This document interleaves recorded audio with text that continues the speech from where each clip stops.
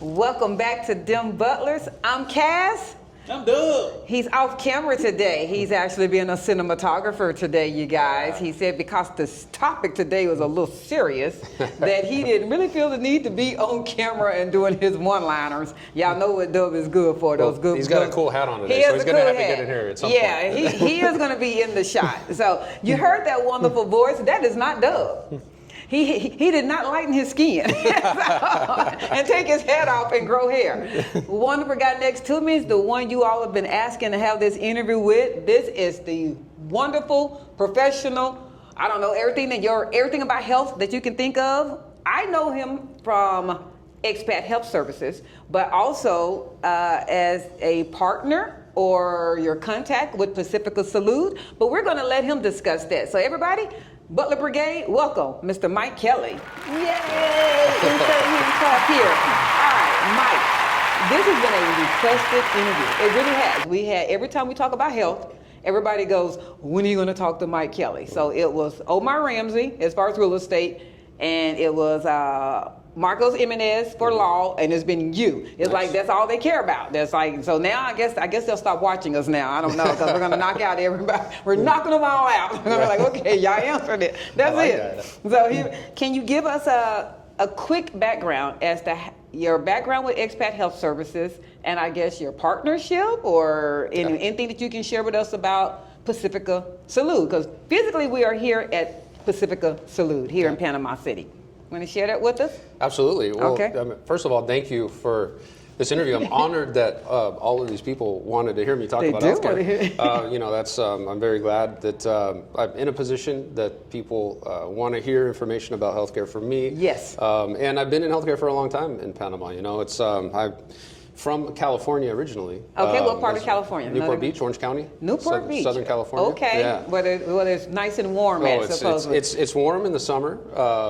A little cool in the winter, but not. I mean, when Canadians hear me talk about cold weather, they laugh. They laugh. Or in the United States and other states that aren't as warm and nice as California, the weather's actually great there. But here in Panama, we've got the nice tropical. Come on with it. Always warm. It's always warm. Sometimes a little bit more humid than others, but it's always warm, which I like. Okay. I'm not a big fan of the cold. So when I moved down here, I've been here for about 13 years. Oh, okay. And my wife is Panamanian. Actually, she moved to San Diego for college, and that's where I met her, because we were both going to college in San Diego. What kind of studying were y'all doing? Not much. I graduated somehow. Okay, you graduated. Yeah, so I was studying. But it was fun, So I went to University of San Diego, and San Diego, for me, if I didn't live in Panama, I think I might live there, although it's super expensive now. Okay. I heard it's like one of the most expensive cities in the States. Oh my goodness. But it was a great place to live, and there's a lot to do. I used to, when I was in college, I was teaching wakeboarding, which is like behind the boat, kind of water skiing type of sport. Oh, it's okay. Yeah. I'm like wakeboard. Okay, that's that one. Yeah, it's like you're water skiing, but like on a snowboard. Anyways, I did that. Now that's not what you majored in. No. No. That was my job. I'm like, what? Yeah, no. I found out that you could actually get paid to teach people how to do that, and I'd grown up wakeboarding. Every summer my family had a boat, so we were out doing that, and so I realized, wow, that's pretty fun way to get paid. And pay my way. And so that's what I did. And I just happened to meet her. She was taking a wakeboarding class, and I became her professor. Of course you did. And gave her. You need a little extra work. Yeah. She was taking private lessons. Lessons? And so, it worked out. Yeah. And, she had just moved to San Diego, so she didn't know. She was just trying to figure everything out. And so it was really cool. And I had lived in Costa Rica for a year before I knew her, so I already spoke Spanish. And I had already been, I already had lived in Latin America. Okay. And I was actually trying to find a way to get back to Costa Rica. Wow. I met her. I was like, well, Panama, it's pretty close. Okay, I can pretty deal close. with Panama. I can do Panama. I can deal with Panama. But you had never visited Panama? I'd never been to Panama? Okay. This was back in 2006. Okay. This was before Panama really kind of popped up as a relocation destination. Okay. At that time, Costa Rica was kind of turning into like the spot. It was. So I was just really excited to get back there. But when soon after I met her, she brought me down to meet her Okay. family. Of course. And I was like, this is it. Like somehow I need to get down here. Okay, Yeah. see, I misread. I thought you were saying this is it, meaning Yeah. This is the one, which I'm sure that's what you meant too. I meant that too. Yeah, Oh, yeah. you meant that too. She was definitely. She was the one. I met her like that. I'm done. Okay. I'm done. Yeah, I'm done. She was the one. She was the one, But 100%. Panama was also wonderful And I was there. like, Panama, Okay. she's the one, and Panama is the one as far as where I want to There live. you go. Okay, gonna help you out there, yeah. right? It was love at first sight. Of course it was. Yeah, she might. I don't know if she'd say the same, but I think so. She does. So, that was in 2006, and we ended up moving in 2012 after Okay. our daughter was born. And so, really, it was because we both got jobs after we graduated, and we were making our way, things were going good, and then our daughter was born, and we realized like, man, it's tough. It is. Because You need a village. we both worked, and having like care and having like someone like a nanny come and watch your kid, it's expensive. It is. Here it's much easier. Yes. That like the care if for kids and nannies and things like that. Here's it's a different deal. Okay. So we were just like, it makes a lot of sense to move to Panama. This is the time. And of course, she wanted to be with her family. Exactly. That village. Yeah, Yes. yeah. She wanted, she had that urge to like get back home. Yes. So we were like, that's it. Let's do it. So when she was 1 year old, we moved back down, and that was it. Okay. And to this day, I have no desire to move back. That's for Wow. sure. The quality of life has been amazing, and it's just. And I always wanted to move here. It took a little bit longer than I thought. I think for the most part, I wanted to move down here more than she did. But Okay. because she had a great job out of school. She was working for a surfwear company. And Okay. kind of living her dream, and so but then we just realized it was time. It's time. Yeah. Once you became a parent, Yeah. it's the things that you look for to make life better for your child makes more precedent than I'm living the dream That's it. in my career. That's it. It changes. Yeah, that's so it. that was the So, value. Yeah. I understand. And so, we packed up our stuff and moved down, and, I got into healthcare pretty much right away. I was working with a partner who I had known for a long time in the United States, who was a healthcare executive. He owned hospital chains, and Okay. he had been in the health industry for a long time, and he was basically retired, and his dream was to just own a healthcare business in Panama. He loved Panama. He traveled down here. He's like, that was kind of just his goal. And so when I moved down, he's like, well, let's look at this. Okay. And so an opportunity came up with a medical facility in Panama Pacifico. Okay. And we ended up opening it. It was a primary care medical center. So we had general doctors, we had a clinical lab, imaging, so x-rays. Okay, like we a had one-stop specialists. for everything. Yeah, it was like a walk-in medical clinic. Okay. We had urgent care capabilities, but it was not a hospital. Understood. Right? And so, in order to, taking into account the need for urgent care and medical emergencies, because the medical center was in Panama Pacifico, which is a growing community. Okay. And when we opened the medical center, there weren't that many people living there at the time. So, it was slow going for a few years. It took a minute to grow. It took a minute. Okay. But there were also, in Panama Pacifico, it's a residential and commercial community. Okay. Which means that it's a special economic zone for multinational companies. Okay. So they get tax benefits for operating there. Okay. Kind of like Colón in the free zone. Okay. Similar.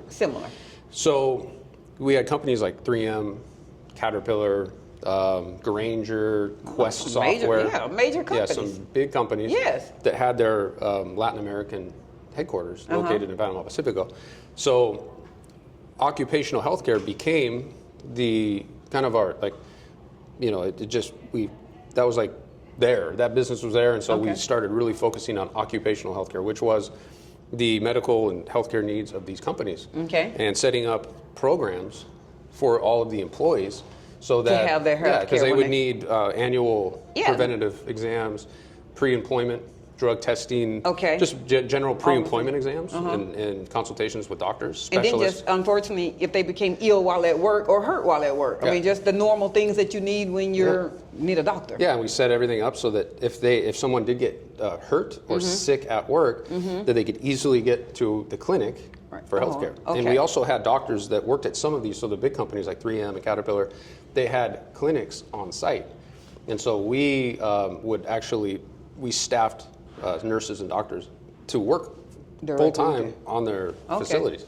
And so it was a great business. It was a really good business, and that kept us going until the residential community filled in. And so then we would have, once that happened, and we were the only clinic there, then, we were just the best option. If it's close to my home, I need to go here. I mean, we were the only option, but also it was a good option. I was, it's one thing to be like, oh, we're the only ones here, so we don't have to really try. So you have to come to us. Yeah. If you're sick, come to me. Yeah, but that wasn't enough. I don't want us to be just because we're there, I was interested in quality. Okay. So that community, the residential community, is very multinational. Okay. So you've got, it's a mix of Panamanians, also, Americans, Canadians. A lot of these people that live there would actually be moved by their companies. And so they'd be on like a 5-year contract. Okay. And they would move there, and the company would pay everything. They'd pay their all housing, the relocation, everything. Okay. Yeah, there are 5 schools there, international schools. So it's a great community. But that's why. So we had all of these English-speaking patients coming in. So I had to make sure that we had English-speaking staff. You had to, yeah. And so that was something that set us apart. Was the fact that we had fluent doctors. Doctors were fluent in English. We had nurses that spoke English.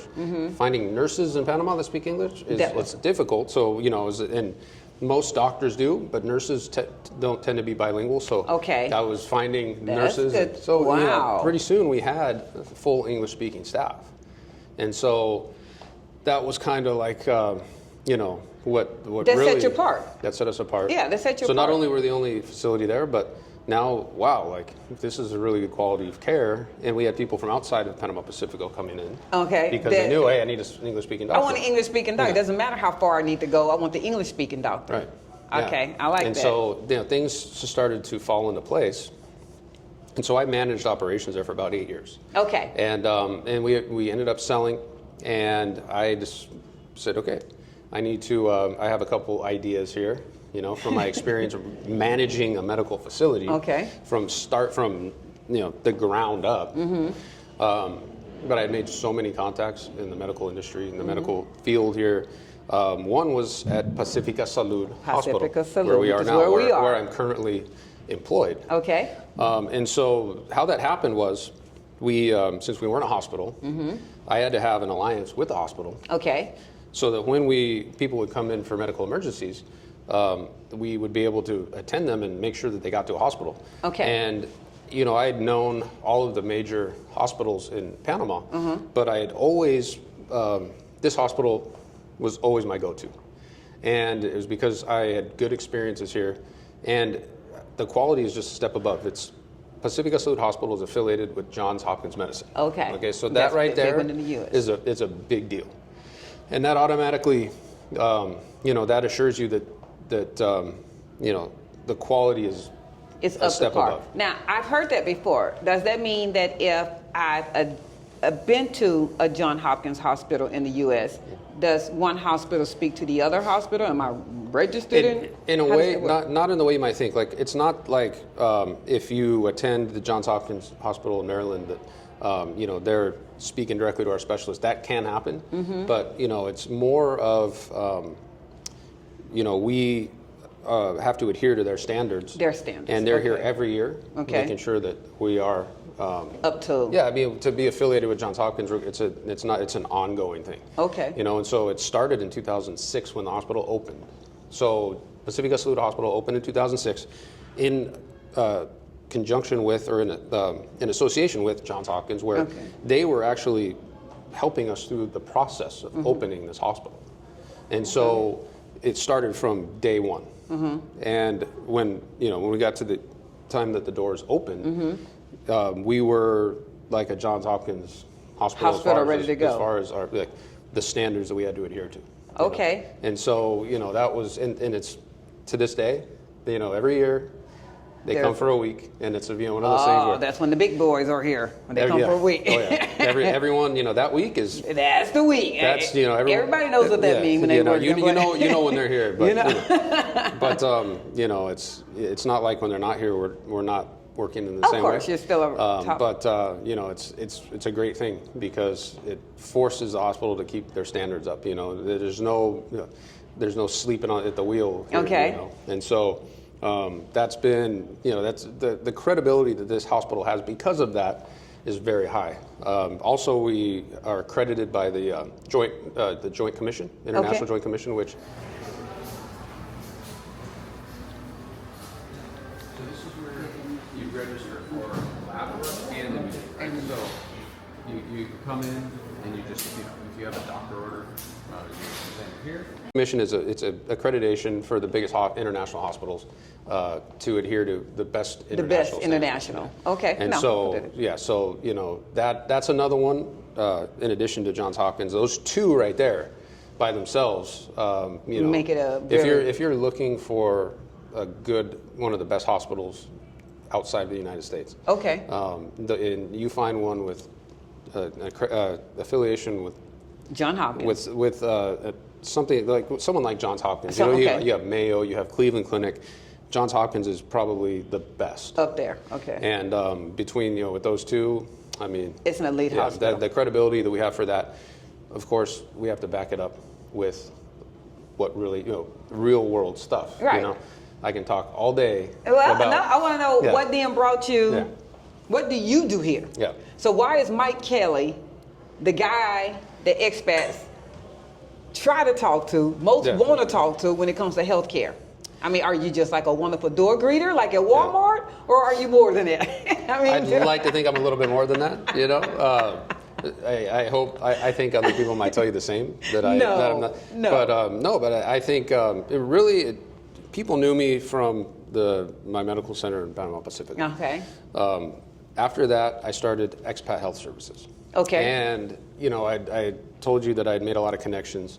What Expat Health Services was, it was a service for English speakers. Okay. Concierge service for expats, so that you could be connected with English-speaking doctors and medical professionals. Okay. That was really the goal there, because there was just a need for that. People were contacting me and like, hey, I'm thinking about moving to Panama. And I've got all of these health conditions that need to be addressed when I live there. Can you help me find English-speaking doctors? And so that's really how it started. You would call me and say, hey, I need to see a cardiologist. I've got a heart condition. And so I would say, no problem. I'll get you connected with an English-speaking cardiologist. Not only that, I would set up your appointment. And some people would need, they had various conditions. They would need to see a list of doctors. Okay. And so I said, okay, we'll come down here and we'll set up a little medical tour. Like a medical tour, right.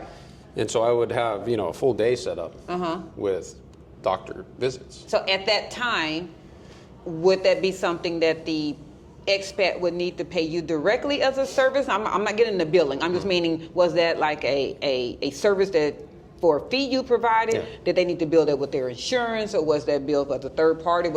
How was that set up? It was direct. I would just bill it directly. Okay. So the cost would depend on what they needed. All you had to do. Yeah, that just was totally customized. So, it was based on which doctors needed to be seen. Okay. And whether or not, so in addition to that, I would do hospital tours, Wow. So I would show them the top hospitals and so it was always very personalized. It was handheld guidance. It was handheld, yeah. So at this particular time, 'cause I know for our viewers, I've been giving your Expat Health Services website for them to go through and do a contact.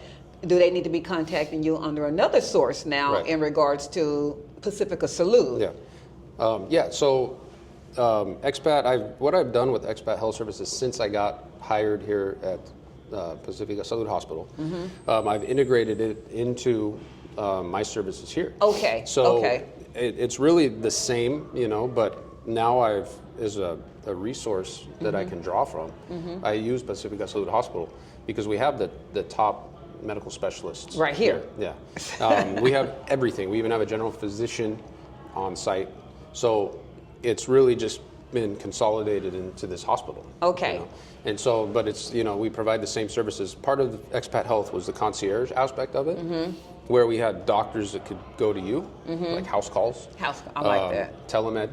So we still have that. I could still set you up with that, but it's with our doctors here at Pacifica Salud. So if they need to reach out to you, that website is still an active website to connect with you with, and then you would direct them from there to contact. And that website's currently, you can go to that website, and I'm redoing it, actually. Okay. So you go and it says like under construction type of thing. But you can provide my direct contact information here, no problem. Okay. Along with my email here, so that they can contact me directly. And that will, but that's going to be in the ticker. You all know how I do it. So somewhere going across this video, there's going to be Mike Kelly, his WhatsApp number, and his email address for you to directly contact him for guidance as to what you need. All right. So we kind of touched on it. So if I'm hearing it in layman's terms, if I contact you, this is going to be a held hand guidance as to getting my doctor directory together at Pacifica Salud, any health concerns that I have. Right. And then whether that's my medical records, whether that's sitting down and actually meeting those doctors, like you said, whether that's having a GP, a cardiologist, or whatever, is getting all that done. And under you, and you're assisting, and obviously assisting for those who maybe English is not their first, Spanish is not their first language. And you're going to be there to kind of assist with that. Is there a HIPAA policy? There is. Well, I mean, HIPAA's not like in the United States. Like we adhere to HIPAA. You know, I'm actually HIPAA certified. Okay.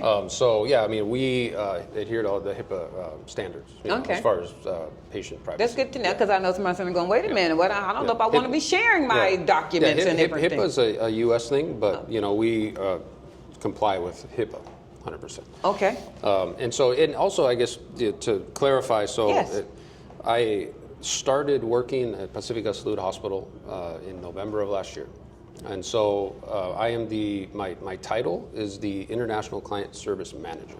And so I manage services for international patients is basically what I do. So that includes benefits for military veterans. Okay. So we have a big population of U.S. We do. military We actually have some questions about that. We're going to get to that one. It's a big one. That's a big one. It's a lot. And you know, there are veterans that have lived here for years. Yes. And a lot that are just thinking about moving down. So the population's growing, but we've had a significant population of retired veterans for a long time.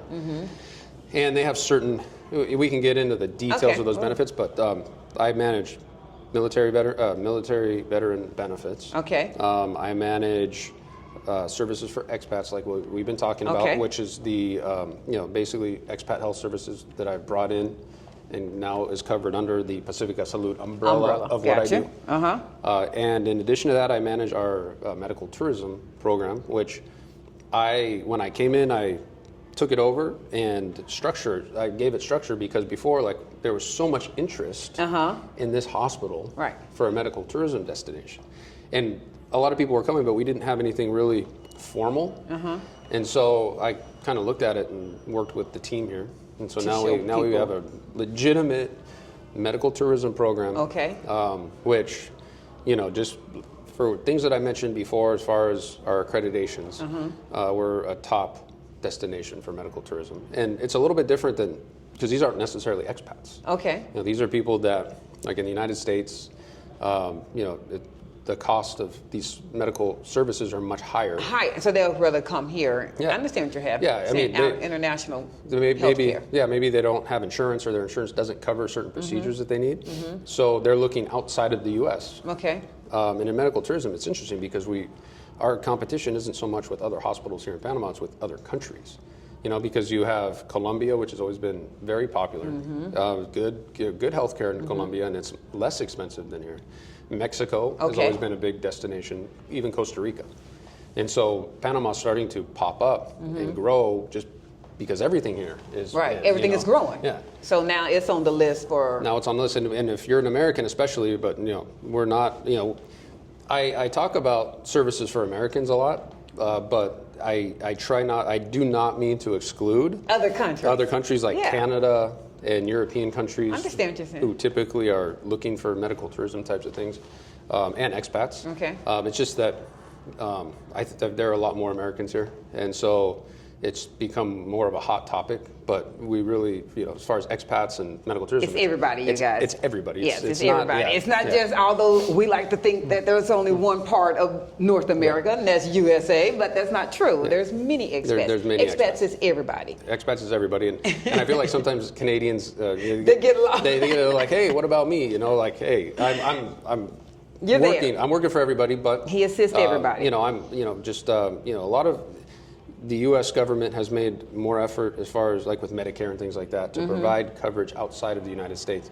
The Canadian government hasn't really done that yet. Okay. Once they do, then I assure everyone out there That they'll be as well. You'll be able to use those benefits here. I'll make sure of that. Okay. Plus, in Canada, I'm not going off memory, but they have like a very good, I don't want to say community covered. It's a public health care. Yeah. They have a very good one, whereas it's good, the U.S. but there are some issues, Okay. which is why medical tourism is very popular with Canadians. With Canadians. And it's because while there is good public health, Okay. it can take years to get to see a doctor, let alone get a procedure that you need. Okay. And so Okay. what I hear a lot of Canadians, they'll contact me because Okay. they need a procedure done, and their scheduled date is 2 years from now. They can come down here next week and get it done in Panama. They have to pay out of pocket. They have to pay out of pocket, but the time, it's depending time. on It's what like the procedure it's is. like pay, what is this worth? Like, how urgent is this procedure? Yes. Usually these things are urgent. Like, you don't want to sit around if you need if anything. your foot is hurting and you need surgery for 2 years. If you're in discomfort, yes, discomfort is the key. a week is too long to wait. It is. I agree with you on that. Let alone 2 years or a year or whatever it might be. So, that's why Canadians are definitely, I'd say, as far as medical tourism goes, they are the ones that are most looking because they're fed up with how the system is as far as waiting. I understand that So now. Okay. so that's the medical tourism part, and but that's what I do. That's my role at Pacifica Salud. And so that was a lot. I know that Yeah. was, but he had to go through it, you guys. We had to understand what the connection was, so that you also know what are the services that he provides. We're going to have some specific questions as well. We're not just going to let him just talk. I know people. I know what they're sitting there going. I know what they're going. All right. What are the most common health-related surprises or misunderstandings expats encounter when they do relocate to Panama? Okay. Yeah. So the most common misunderstandings about healthcare when they move to Panama. Okay. Well, first of all, I would say one of the things that I've seen over the years is that a lot of expats wait until they move to Panama to get all of their stuff organized as far as doctors and insurance. Yes. So this is really something that you need to have dialed in before you move. Before you leave. That is, insurance. Can you get insurance? You hear a lot online like, oh yeah, you can get local insurance. Or, oh, I heard Medicare Advantage is available. And so people hear that like, oh, okay, cool. I'm just going to move. Yeah, get down there. Okay. Oh, so, and then they'll show like, oh, so I have Medicare Advantage. Okay, but yeah, Medicare Advantage only works for medical emergencies. So there's like, sometimes people assume like, oh, that'll cover everything. Yes. So you really need to understand Okay. this stuff before you move. And I think there are a lot of resources now. Okay. There's so many resources out there to kind of help you understand that. Okay. As far as like people talking about it on YouTube or in Facebook groups. Facebook groups are a great resource for information. But not the only. Not the only. You need to no. still speak to someone that's Yeah. is the subject matter expert. I say they're good resources of information to get you connected to the right To people. the right person. Don't go off them for the end result. Because everyone, there tend to be a lot of experts in Facebook. That's true. Everybody has a PhD in Facebook. Yeah, everyone's an expert. And in YouTube. Yeah, and that's a mistake people do is they listen, they'll hear someone comment and say, oh yeah, but I That's heard it. this. Yeah, and look, you need to connect with an expert in every field. Yes. Whether it's healthcare, whether it's legal, Whatever. whether it's real estate. Okay. Whatever it is, don't take what you hear from just the general public as gold. You need to really. You need to do yours because yeah. each person is different. No different than what Cedric and I always say in regards to building your team. So we almost need to do a subcategory. Now that you have that immigration attorney and you have your real estate advisor, you need to also have a medical professional whether that's in Mike Kelly, whether that's in a direct doctor, whether that's in your insurance person back in the United States. You need somebody that's going to connect you and tell you the direct answer for your specific situation, because there is no one umbrella, especially when it's about medical. Especially when it's about, yes, Bob and Susie might have been able to have that down here, but you're not going to be able to have that here because of this. There's just not no one blanket answer. It's going to depend. I know we say that all the time when it comes to Panama. It depends.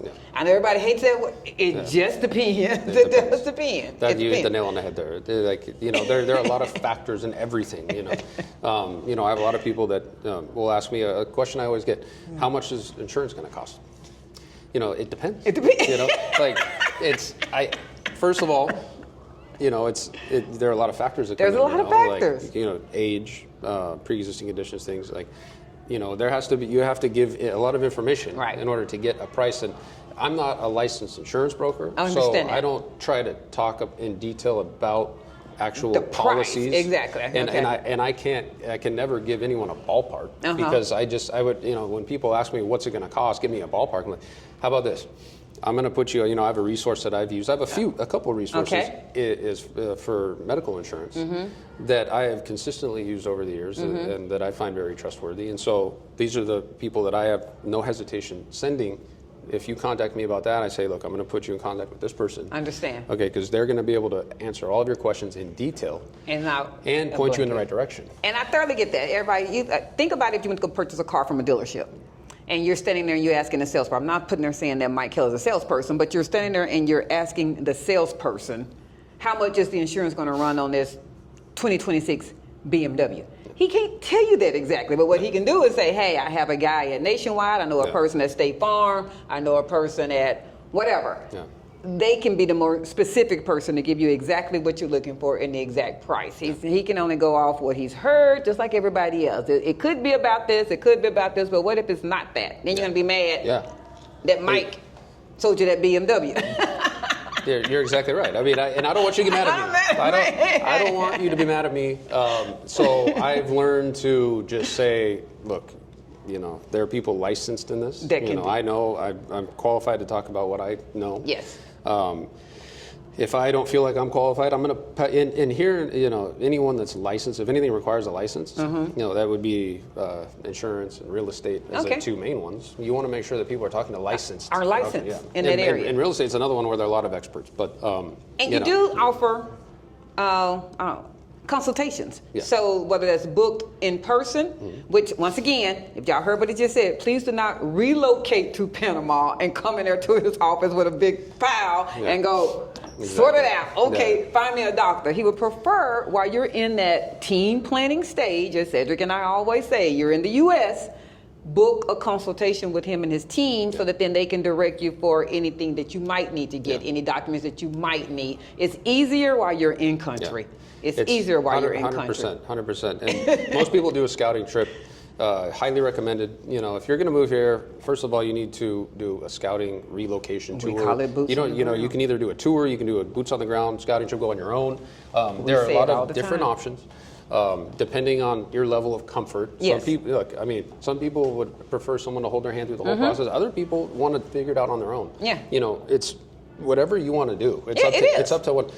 There's a lot of value in relocation tours in the sense that you're with a local, and so you can, get over some hurdles and learn much quicker.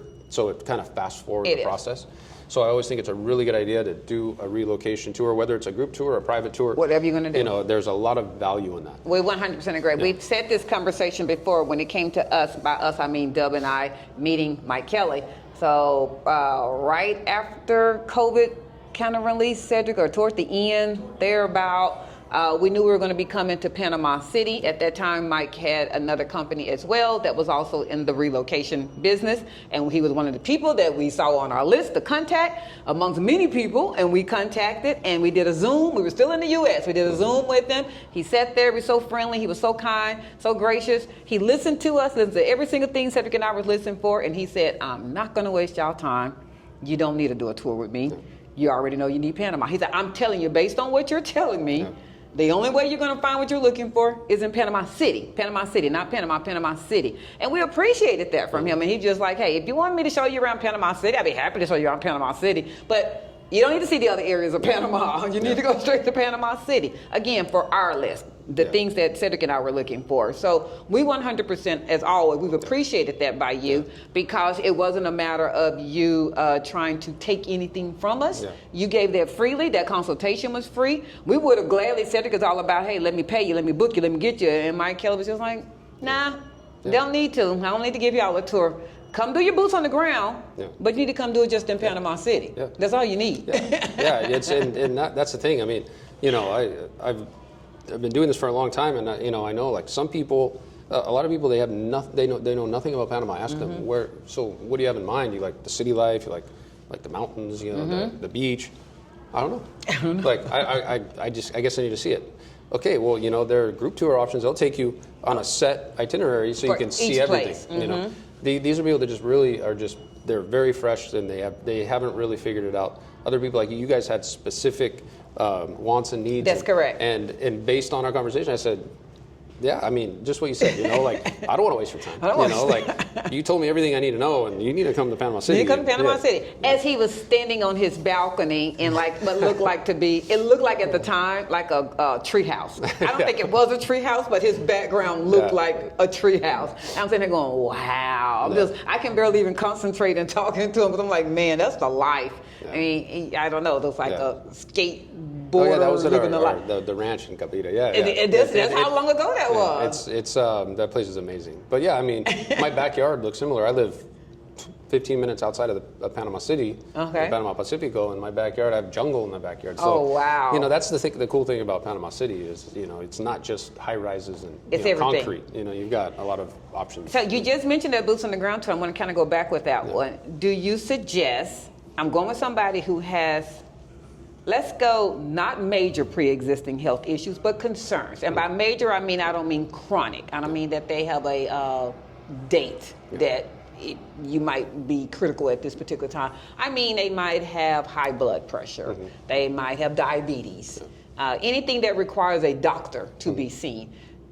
Is it to your knowledge that when they do that boots on the ground tour, that medical one need to also be part of that boots on the ground, because that might determine whether an area, say you're looking at Boquete, but you have a stink in your heart. I don't know, I'm making this something. And then we realize that there's no heart doctor that you can see out there. You might have wanted Boquete, but now you need to be someplace that has a better medical team.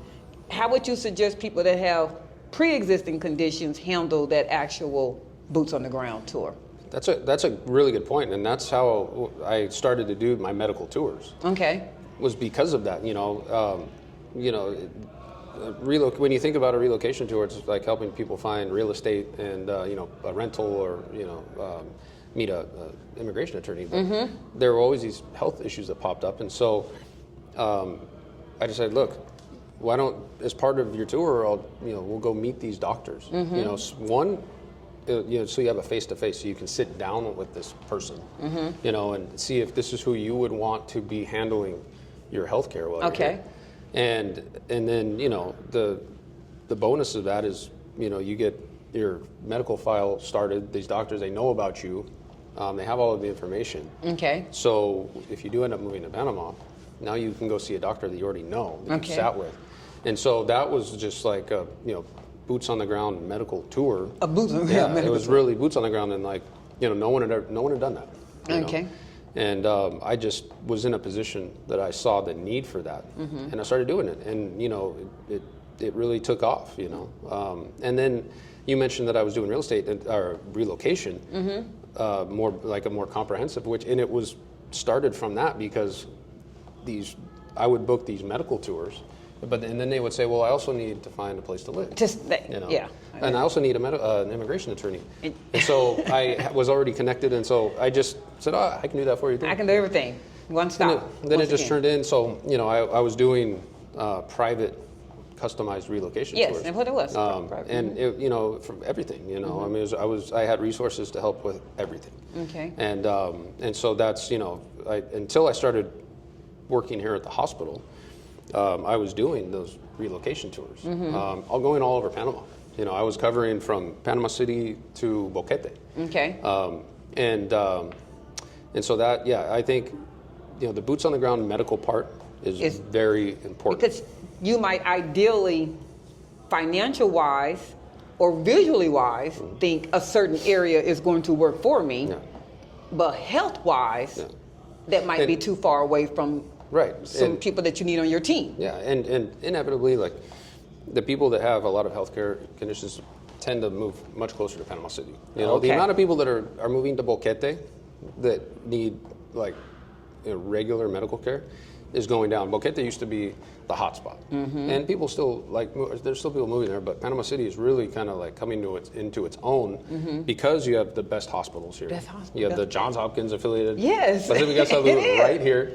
You also have the cultural aspect, these amazing restaurants, Casco Viejo, the old town.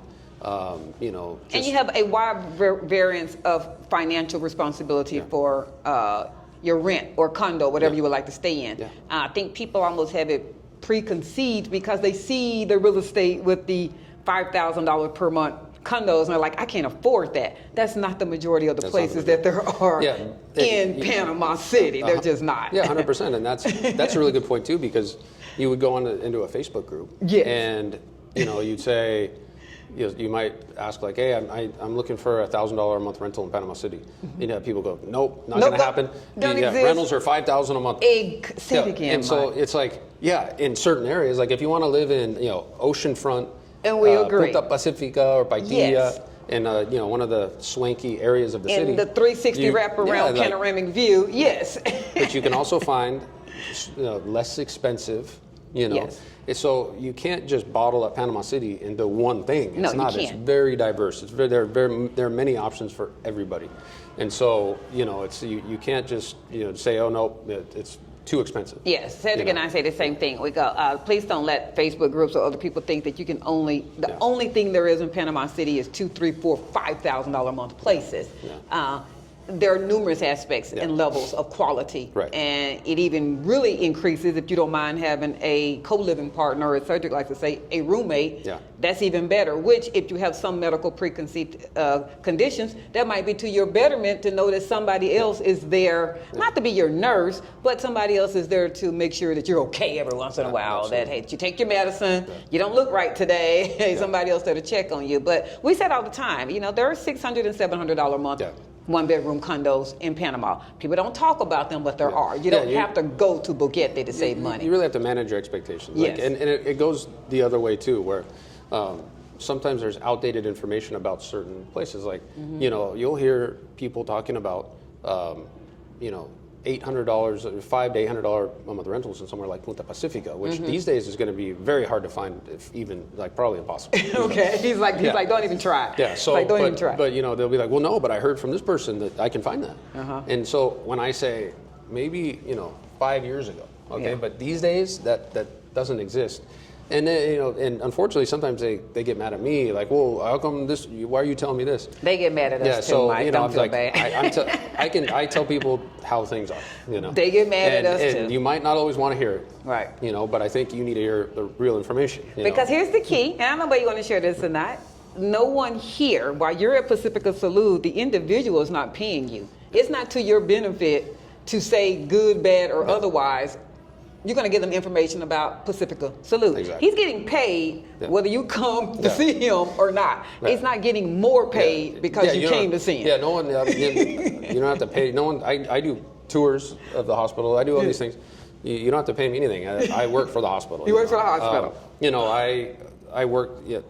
It's not that it's not just that I work for the hospital. I really believe in this hospital. Yes. And I have for many years. I have a lot of experience with this hospital, and I know all the hospitals here. Okay. And so, I'm lucky enough to be able to work in a hospital in a company that I really trually believe in and that I have a lot of confidence in. So I can tell your audience out there about all these things, and I'm not worried like, I hope. I can't say that. Yeah, like I hope things don't go wrong. Like, I'm pretty confident they won't. He's good. Yeah, and so, and that's for me something that with me that this hospital has, is in my role. I'm like the liaison between the expats and the hospital in the sense like I'm available you know, pretty much 24/7. Okay. You know, I mean, maybe not 2 in the morning, now, but please don't, you guys. yeah, I have to hate CC. You say that, Mike, Yeah, and but- we have to put it out there. Hey, you guys, you know, here's life. You'd be surprised when people are contacting me, and if I don't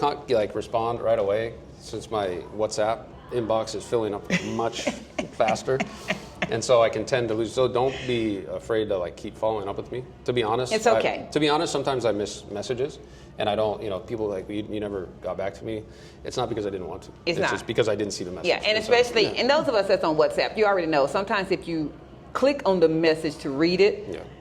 you can't go back to the message because it doesn't give you an alert. And, you Yeah. know, now you're back out the grocery store, Yeah. you're back at home, you're sitting down, and you totally forgot about that message that someone has said. So I'm like you, I'm like, hey, send a follow-up and go, just making sure you saw this. Yeah, and no, typically- I need people to. I'm asking everyone to follow up with me because I try to get back, but sometimes I miss messages, and so Not 5 minutes later though, Yeah, yeah. everybody. So yeah, but I think it's you know, an advantage here is there aren't any other hospitals in Panama, you know, that have someone in my role that's really there all the time, facilitating every step of the way. Okay.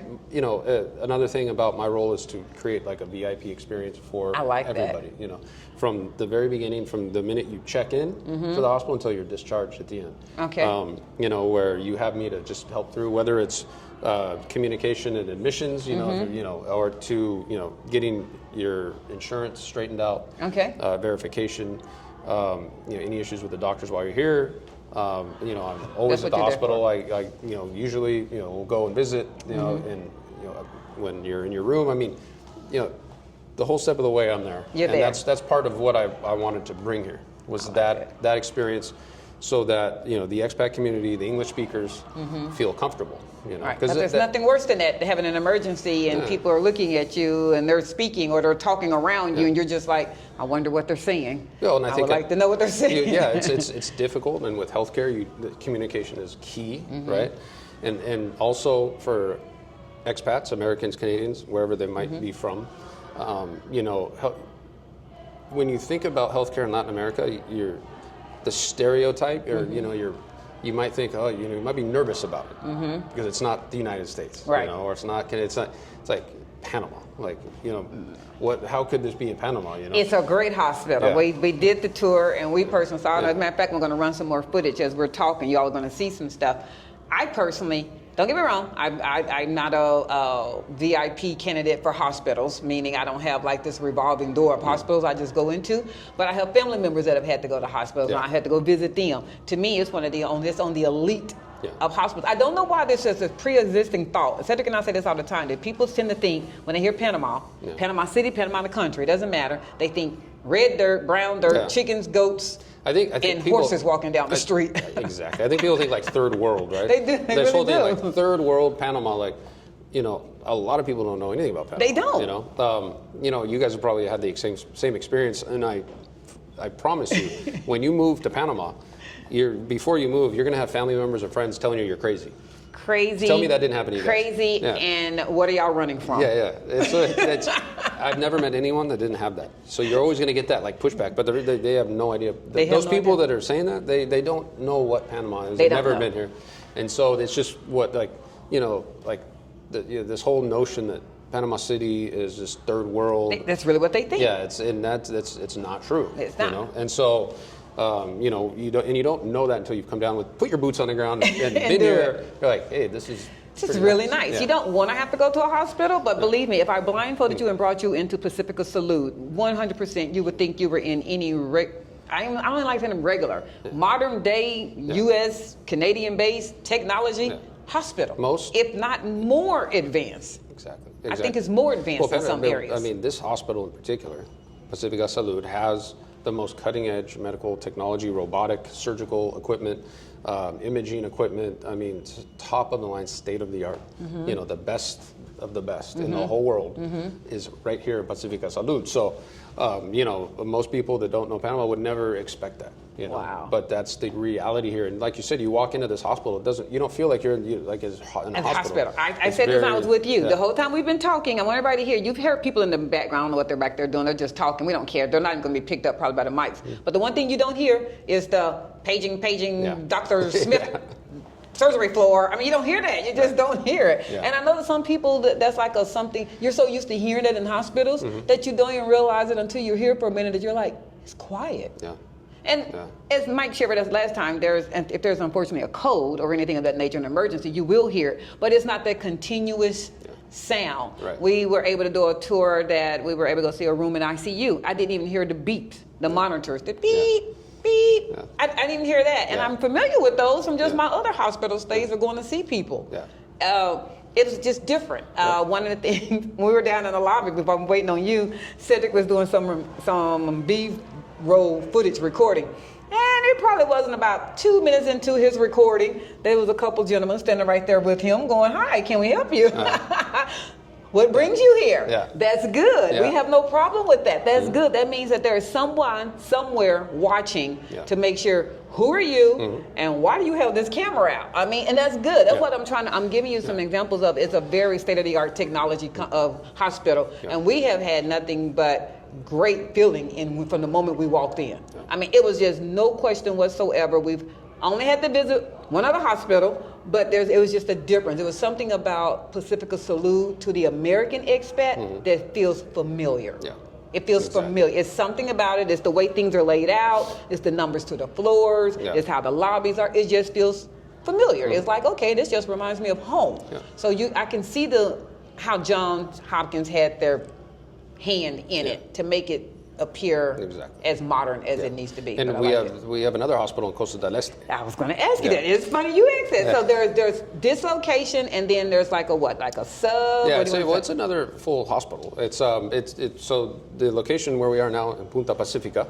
This is our flagship. Built in 2006, and then about 3 years ago, we built the hospital in Costa del Este, and it was just to expand and there's. Costa del Este it's a nice upcoming part of Panama City, and there was just a need for a good hospital there. There happen to be a lot of expats that live there. It's a very appealing to expats to live there. The hospital is attached to Town Center Mall, so you'll tend to see that here. The bigger hospitals are like attached to a mall. They are. And so this one's right across the street. So here in Punta Pacifica, Multi-Plaza Mall's right across the street. So, if you're in surgery, Cass can go shop in it. I looked at it a little different. I looked at it as not only are they typically close to a mall, which you saw. See, I saw it differently. I saw they were close to hotels. That's true, yeah. They typically have a hotel attached to them because they're thinking on the mindset, in my opinion, of whether you're traveling in to have some type of emergency or surgery done, but for your family that might also come from the United States to also be comfortable if they needed to. That's correct. Also go to the hospital and see you. But it's also, Mike, I looked at another picture. If it was an emergency and your family that hurt and get here, you can go to the mall and go get your essentials and things. Right. It's not for me to be shopping while Cedric is in the surgery. I mean, we can pretend like that's not what I did. It's not for me to go get the Louis Vuitton store or anything over Which there. is right there. It's just right there. It just happens to be there. Who knew? That's not what it's for. It's just an added value. It's an added value. But it's you're right. And for medical tourism, having the hotel there, that's and it was, that was good foresight. Because right now medical tourism is really starting to blow up, but it hasn't really been a thing in Panama. But like the fact that the hotels are strategically placed next to these hotels just makes a lot of sense, and it's great for medical tourism. It is. It is great. So we have Costa del Este, we have this. So what do you think? I'm going to just kind of segues right into the other one. How would you describe the general quality of healthcare in Panama, particularly in Panama City versus more rural areas? I know we're not trying to harp on Boquete or David or Colon. We're not making it seem like it's an us and them, but for the person who is really considering living elsewhere in Panama, they just really didn't think they could financially afford Panama City, or they feel like Panama City is going to be too hot for them, like the humidity. Do you feel like it's a vast difference in healthcare between those areas to Panama City? I think so. I think there's a pretty big difference. So in Chiriquí, David, there are two pretty good hospitals. You got May Lewis and Chiriquí Hospital. They're good hospitals. They're private. Okay. And so, if you live in Boquete, those hospitals are within an hour away, and good options. but nothing meets the quality of the private hospitals in Panama City.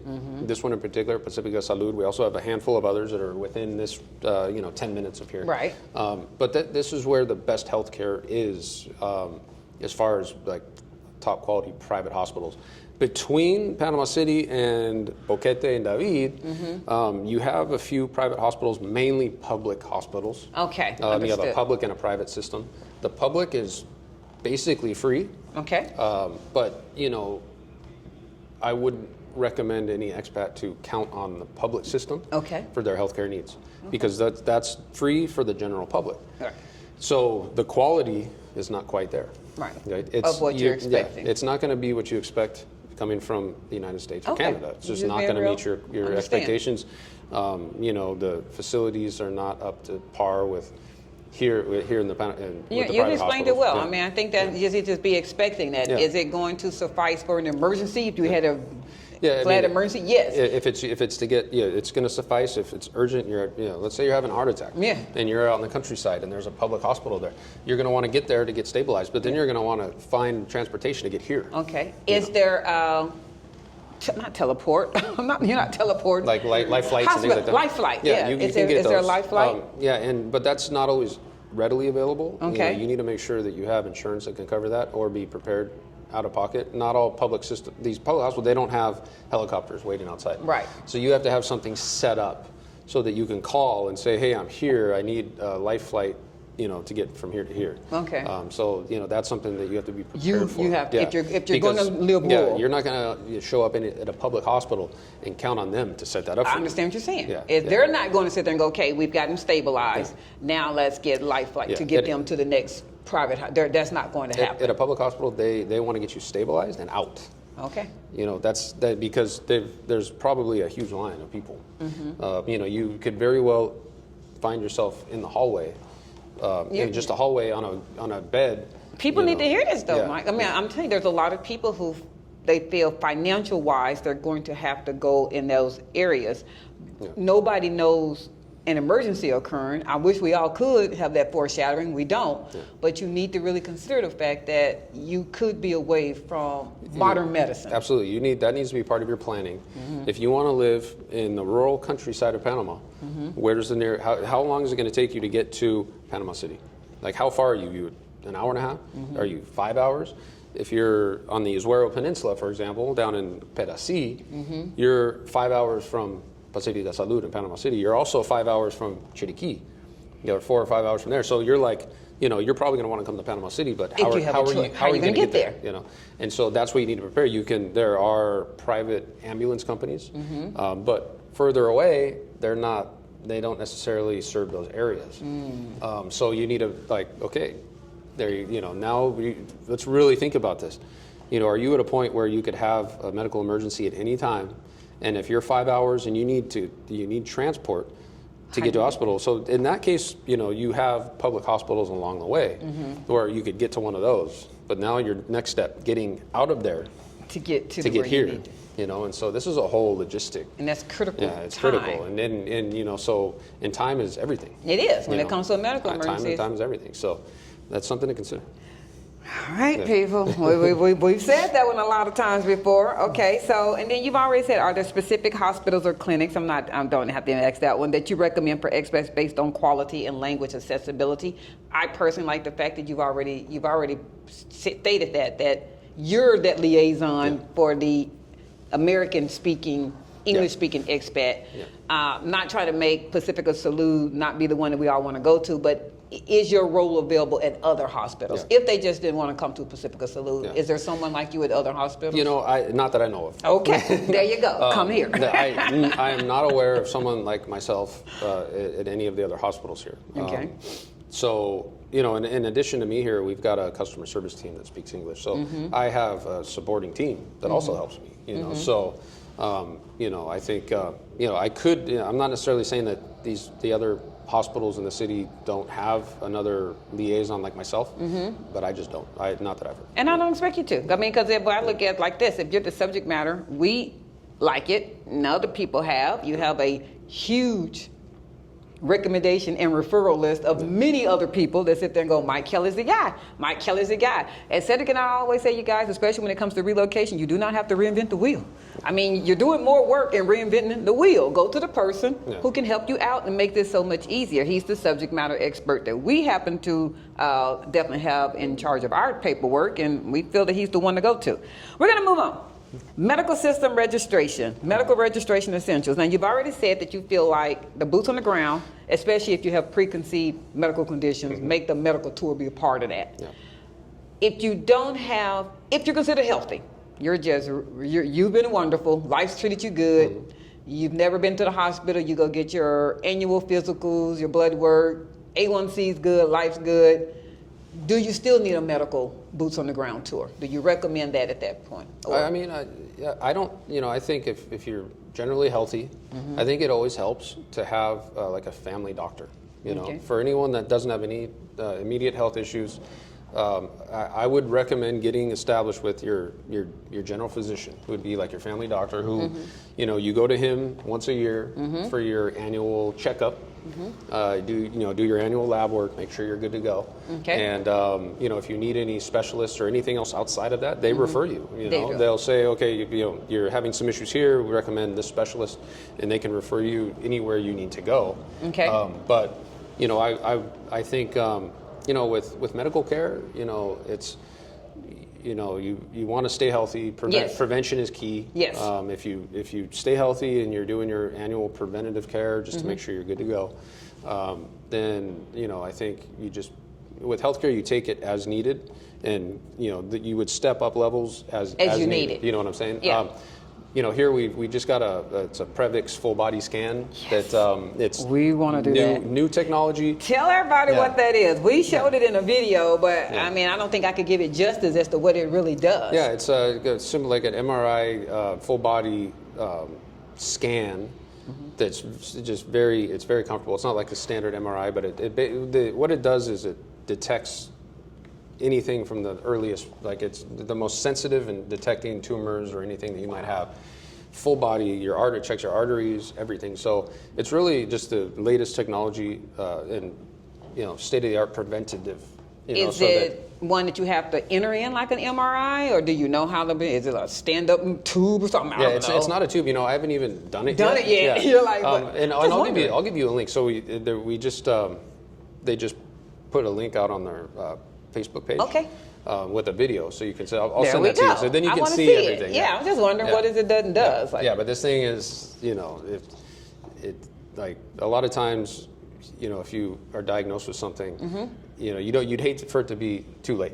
Everybody. And you would hate to hear like, if we would have found this a year ago or 6 months ago. It could be something totally different right now. And if you're doing this once a year, the chances of catching something early go way up. Just doing it once a year. It should be added into your annual physical. I like that. Okay, so if I'm in the U.S. and I'm pretty good, do you suggest,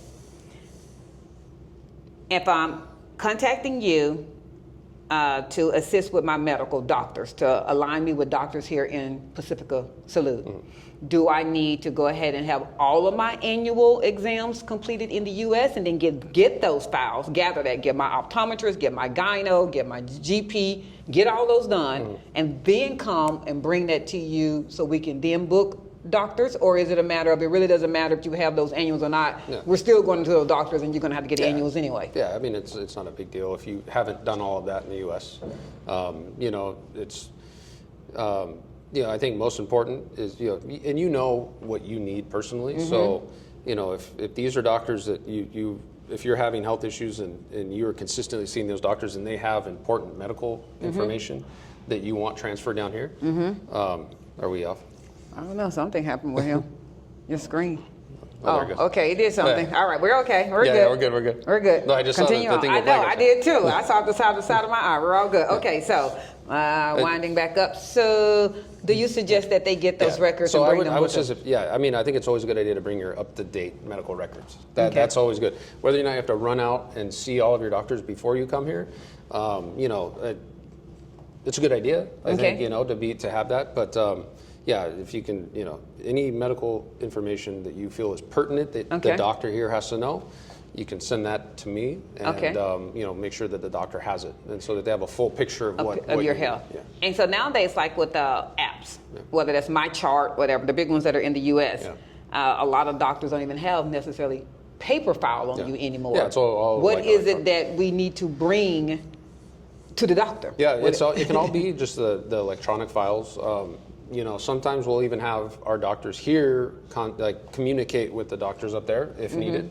But you know, it's really all electronic these days, so it can all be emailed. Okay, so it's not necessarily go get the big No one comes with manila paper folder anymore. that you're thinking like, I need all the way back to 1972 when I was born. Or like, yeah, we don't have all that, ma'am. Yeah, I mean, most of the, we're in the technological, you know, at a point where this is all, you know, PDF or, you know, in a file where it can be shared. So that's, you know, it's easy now, you know, and that all can be coordinated with me. And, you know, once we're in contact, you know, you can email me everything. I get everything to your doctors, and it's very easy. And I get asked this one, and this one's one of the questions I'm going to get to in a minute.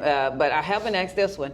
How advanced is Panama City, and in particular, I'm going to go with the staff of Pacifica Salud, to being that there are some women that prefer a woman doctor, and there's just some men that prefer a man. I'm not worried about the men doctors. I know, like, that's just one of those industries that the men are going to always be more dominant in. But is Pacifica Salud advanced with having women primary care physicians as well? Definitely, men and women. And I get that. You know, a lot of people, you know, a lot of women say I'd prefer to see a woman doctor. Men say the same thing. So yeah, I mean, that's, you know, we can definitely accommodate that. We have, you know, male and female doctors in every field. Okay, I like that. There are some, like maybe neurologists, you know, that are more specialized. Let's say I use neurologist because that's one of those specialties that, you know, like there are fewer neurologists than cardiologists, for example. Okay. In Panama as a whole. Okay. And so, you know, sometimes they're like with a doctor like that, I might not have a female neurologist, or I might not have a male neurologist. It's sometimes I don't. This is what we have. There's many options. You know. And so if that's the case, I'll just tell you, like, you know, this is what we have available. So sorry. And there's one thing that you shared with Cedric and I that I would love for you to expand on as well. Doctors are not necessarily routed to a specific hospital, although there are doctors. Pacifica Salud is divided by the hospital side and the doctor's offices side, and there are doctors' offices over there, but they will also, if they have to come see you at another hospital because that's where the emergency occurred at, they will also come to that hospital. Is it their goal to get you then transferred, or we just say it back over to Pacifica Salud, or will they just come see you at another hospital? They would just go. I mean, it's usually the patient's you know, decision there. You might have, your doctor might have his office down the street at Baitia Hospital, for example, right? But you want to have your surgery done here.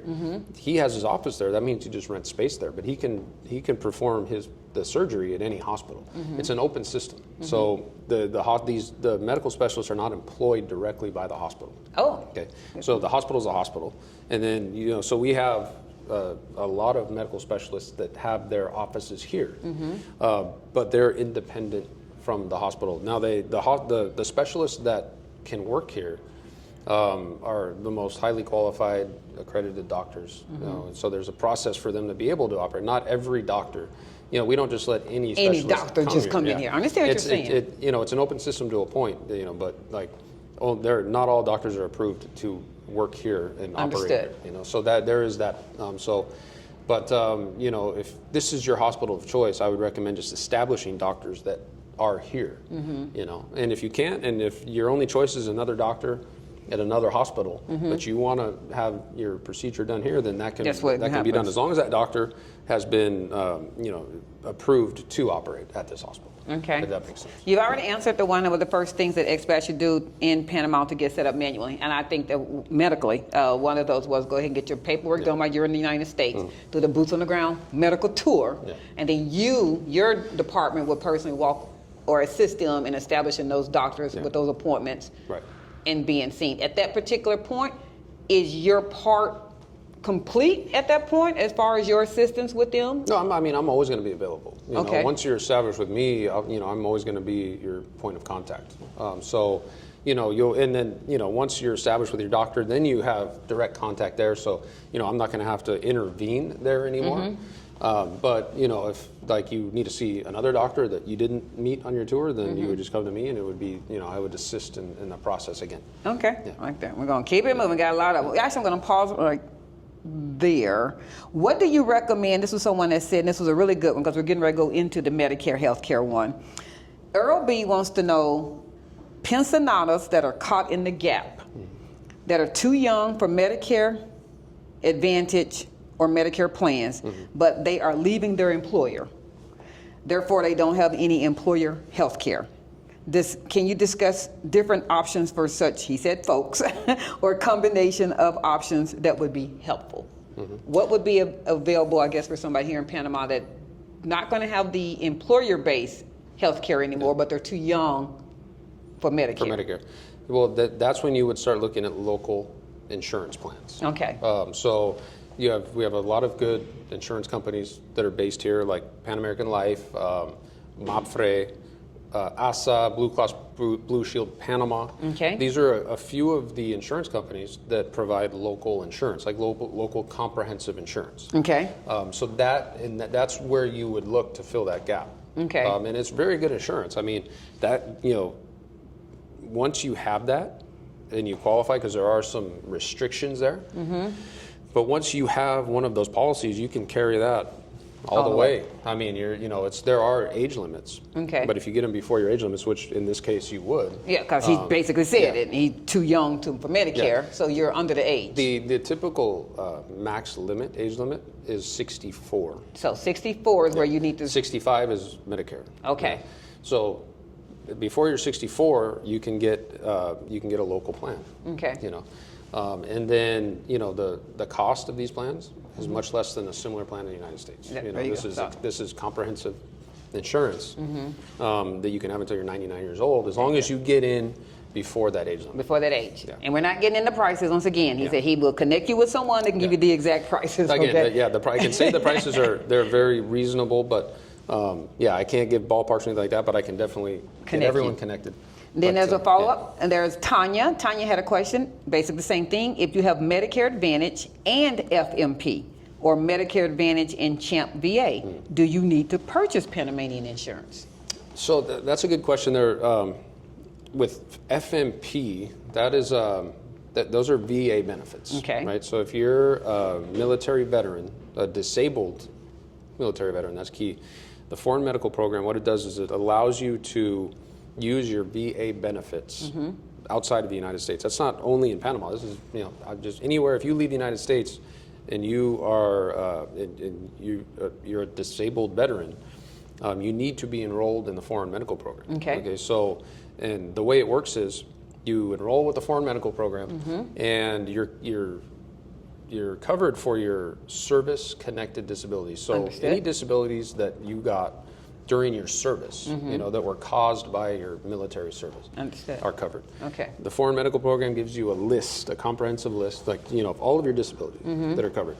The percentage, you can be, it goes up to 100%. Right. The percentage of your rate, your percentage rating determines how much you get paid by the VA. Correct. Okay, but whether you could be 5%, 10%, or 100%, for those disabilities, you're still covered 100%. Understood.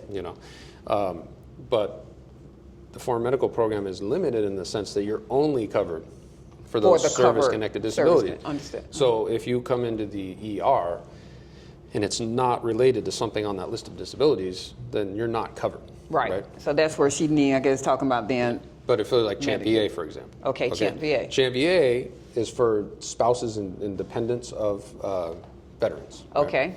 TRICARE is something different. TRICARE overseas is for can be retired or active veterans, and those are comprehensive. They cover everything. There are co-pays and deductibles that apply to those, but they're covering everything, not just your service-connected disabilities. Okay. Medicare Advantage. So that is only for medical emergencies.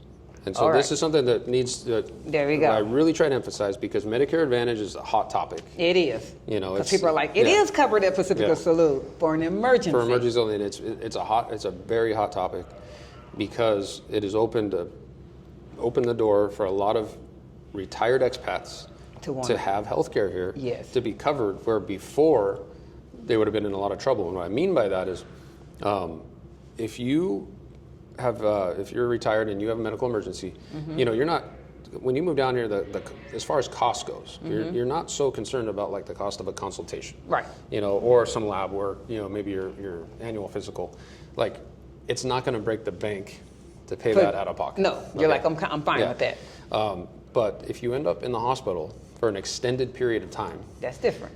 then that's going to be a financial hardship. Okay. If you want to go to a private hospital. Okay, Okay. that's the difference here. Like, if you want to go to Pacifica Salud, which is the best hospital in the country, then and you end up in a hospital with a medical emergency, then you need to be covered. You know, That's where the insurance comes That's where from. the insurance comes in. Medicare Advantage, and just you know, standard Medicare Part A and B offers nothing outside of the United States. Okay. Okay, but in the United States, you're covered for everything. Right. Medicare Advantage, Part Extinct. C, you have to enroll in Medicare Advantage. And it offers coverage for medical emergencies, 100% coverage.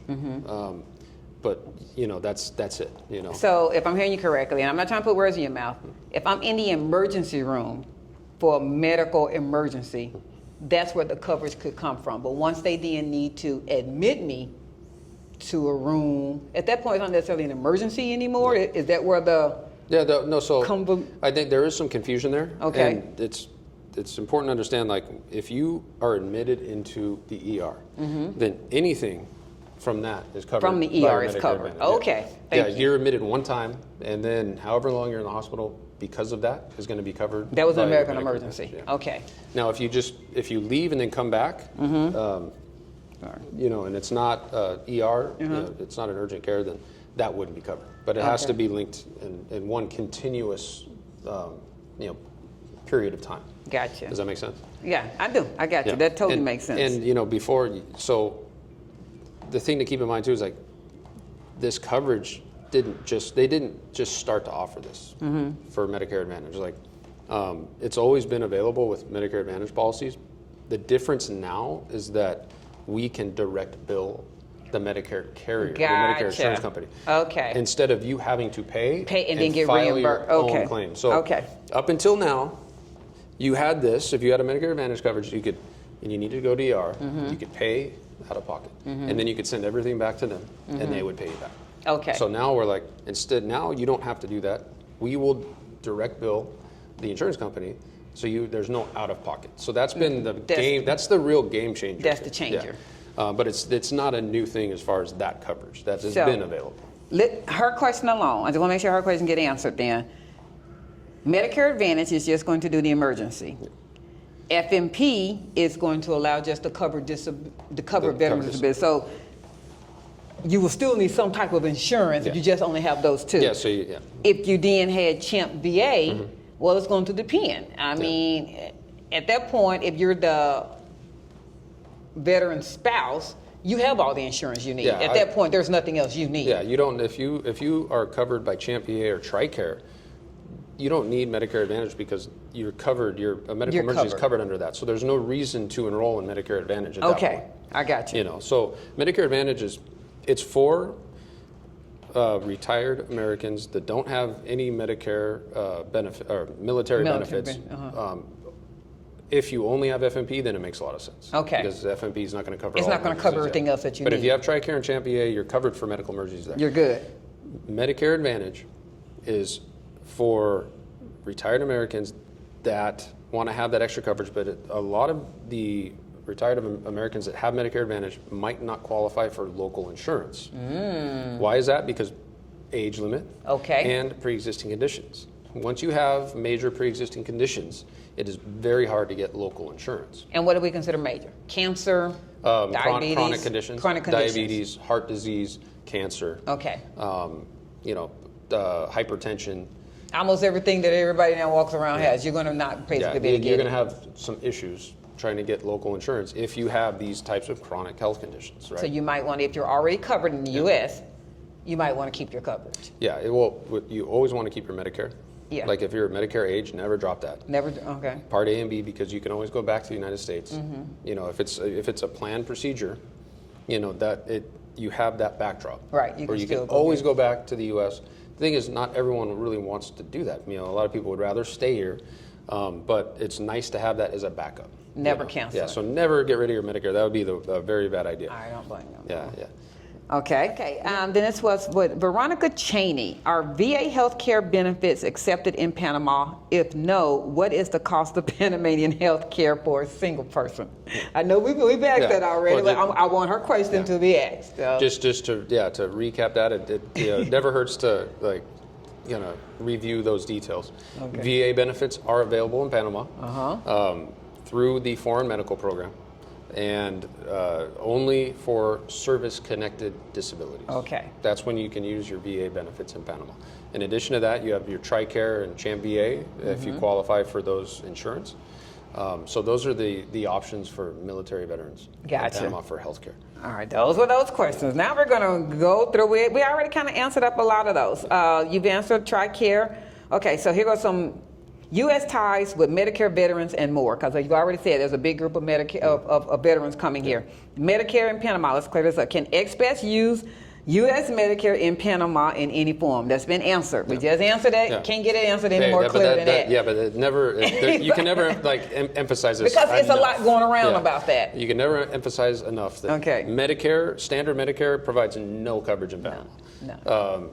You have to enroll in Medicare Advantage to be covered for medical emergencies only. Okay. That's the key with Medicare in Panama. Medicare allow me to privately pay whatever I had an issue with and get reimbursed with Medicare if there are people trying to figure that part out? If it's not a medical emergency, no. No. Okay. Like standard A and B will not even reimburse you for anything. So don't even try to do that route. Yeah. When you pay for it and you submit them that bill, they're going to go. If you send a bill, they're like, get this out of here. You wanted to leave the United States, we're not good luck with you. You were covered while you were here.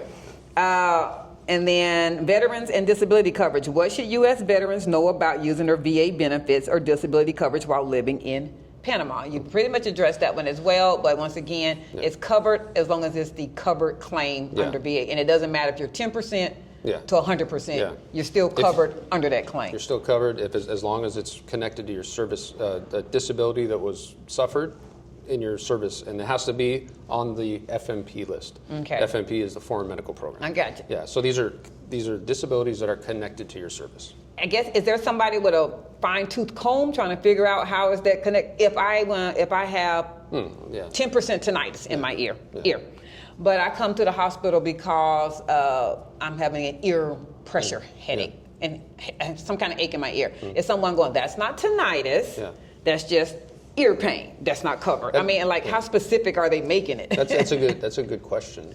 So when you come into the hospital, the first thing we do is our doctors review your list, and so they evaluate you in triage. Let's say you come in for urgent care. Okay.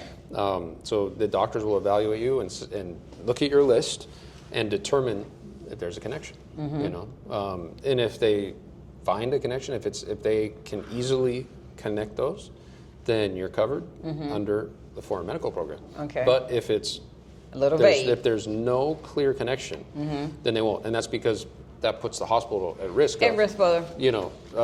Not getting reimbursed by the VA Foreign Medical Program because they didn't properly evaluate that. And if there's no connection, the you got to pay for it. The VA is going to say, sorry, we're not paying. We're not paying for it, and then the doctor. And so at that point, the hospital takes the responsibility. So you're not going to, as the patient, you wouldn't have to pay for it later on. Now, it's just that would be the responsibility of the hospital. So we really take care of doing that initial check, and it's it just has to be. There has to be a definitive link. Yes, it has to be easy for the doctor to say, okay, it came in for this, and it's definitely because of that. Okay. Yeah. Okay, anything vague, so don't try to get that one over as well. You've answered what type of private health insurance are available for expats, but here goes another one. Can expats buy insurance before arrival, or do they need to wait until their actual residence, like their pension on a visa or their FNV has been approved? Yeah, you do have to have your residency. Okay. In order to get local insurance. Okay. Yeah. So you can't do it online. Yeah, you can't do it online. You can't have it as a tourist. You have to be a resident to get local health insurance. Okay. And you've answered the age cap for the health screening. I really like that. So basically, as long as it's under the age of Medicare. Yeah. That's when you can. Yeah, you can pretty much count so that's for most local plans. There's certain options that are up to 75, like major medical, more comprehensive, with international insurance companies that will give you coverage here, but they're typically much more expensive. But there is that option of like a major medical policy that has their max limits up to 75. Oh wow. Yeah, it's just that the coverage is higher. So rather than $500,000, you'll have $1 million or more as your limit, and it's just the premium will be significantly higher. Okay. And I don't want you to necessarily get into the rate of things because you've already explained that. But as far as similarity for the U.S., is there an out-of-pocket expense? Is there an office visit? Is there a deductible you have to pay? Are there the things that people are used to hearing from the U.S.? Does that carry over to policies in Panama? It's typically the same thing as far as whether there's a deductible or copays. Okay. It's set up similar to insurance in the United States with copays and deductibles. Okay. But they're very reasonable. Okay. Yeah. And it's and it's hard to say exactly what those would be. It really depends on the policy because there are multiple options with the same insurance company. You have different options. You can same thing that most people are familiar with when they're like shopping for insurance. Is you get 3 options from the same company with different deductible options, right? Just like same thing. Let's say a $500 deductible. Exactly. $2,000 and a $5,000 deductible. And then that's what makes your premium The higher change. the deductible goes, the lower your premium is. It's the same So thing. depending on your comfort level, you pick which one of those you want. If you're able to qualify for private insurance in Panama, because you came in when you did not have any major health concerns. Once you have that insurance, and you always have that insurance as long as you make the payment, like if you have re-qualifier or anything. Right. For You typically, it's very rare that you would they would kick you off. Okay. You will see premium increases, and usually those are associated with age increases. So there are age brackets, and once you hit like the next level, then your premium goes up. So you can't count on having the same premium forever. Okay. That will go up. It only goes up. Okay. It's never going to go up. There's no go. There's only one direction. There's only one direction. We're going to just know that. Yeah. Is Panama private insurance accepted in other sister countries or other things that you're aware of? Yeah. So the local policies are accepted in surrounding countries like Costa Rica, Guatemala, and then but you can get international options, which are the premium's higher, but you could extend that to pretty much anywhere. Oh. Okay. Yeah, and typically, so one thing to keep in mind with those, I have a local policy that covers me in the United States. I would just have to pay out of pocket and then seek reimbursement. Right, but I would have coverage there. Okay. I pay a little bit more for that. But it's you don't need that, and the reason is because travel insurance is available, and that's a really good option. That's one, if you have your local coverage here, you pay a very small premium for a travel policy. Let's say you're going to the United States for Christmas. Exactly. Yeah, if you need it for a couple of weeks. Yes. It's very inexpensive. Okay. It's very good coverage. Okay. So that I would recommend doing that instead of paying extra for this international policy that you're not going to use in case of. No. And with travel insurance, you do have to make sure that you get that before you travel. You can't go to oh shoot, I broke my foot while going down the steps. I think I need travel insurance. Yeah, one time I got there, years ago. I was up in the United States for Christmas and I forgot to get my travel insurance, and so I called and said, hey, can you get me insurance? I'm up in the United States. I forgot to tell you. He's like. So but it's going to take 3 days before you even get it, and so because there's like a grace period. Understand? So you got to be careful to just get it make sure you get it before. Plan it in advance. Yeah. Plan it in advance. He's like, make sure you don't have an emergency between now and the next 3 days. I can't help you out. Yeah, you just sit at home. Don't do anything. Don't do anything. Do not leave the house. All right, here goes some dental, optical, and life insurance. Yeah. First off, are you a one-stop for all health, or is it just medical health? I have very good. I know some good dentists that I refer to. Okay. So I've worked with a lot of dentists. I have one dentist that I use in particular that I love. So I can get you connected to the. Now, when you get us connected, is that okay? So with U.S. insurance, you've already explained some, for instance, and I don't mind sharing, Cedric and I, our BCBS federal policy is going to cover us while we're in Panama. We haven't looked into our dental. Is that another one? We need to basically give you that dental, or is it almost pretty much known dental in the U.S. does not carry over to dental in Panama? I'll tell you that right now. I doubt that any dental will cover to the from the U.S. to Panama. As a matter of fact, there's very little options for dental insurance here in Panama. However, dental is very the prices are extremely reasonable for dental. So, you're talking about your annual cleaning and your things like that, even like crowns and stuff. You're probably going to pay out of pocket. There's not a comprehensive dental insurance. So you're saying the procedure itself will be out of pocket. Right. There's not really dental insurance. You're going to have to pay out of pocket.